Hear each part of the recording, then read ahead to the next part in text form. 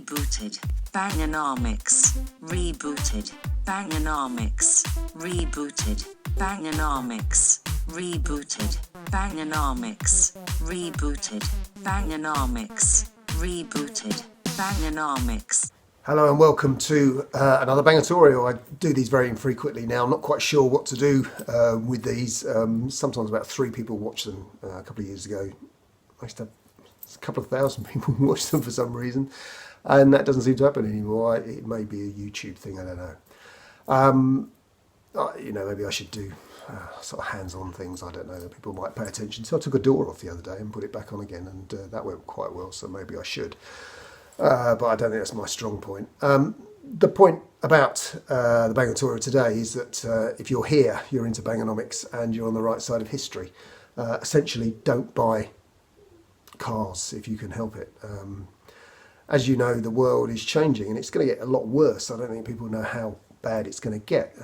If you've got a PCP or something like that and it's running out, just let it run out and run away and do something else, buy something else with your money. If you've got money to spend it on things that are going to help you in some way.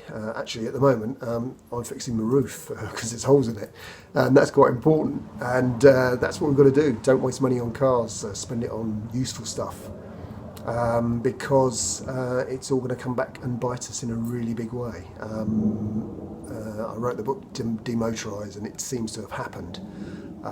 Certainly people have never been more anti-car. Car dealers I know are sort of changing the way that they work. They're certainly selling a lot more cheaper cars.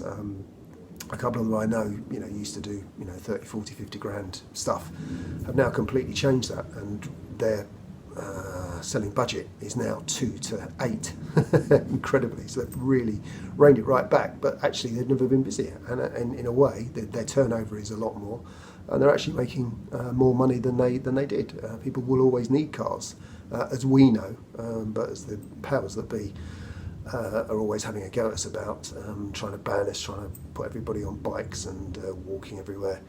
All that has its place, but really you can't replace a car, a van or a lorry, really, if you want to get business done. But over the coming weeks, it's going to get worse as the winter comes. It's okay at the moment, people are okay, it's warm, and people can muck about. Some people are still got jobs.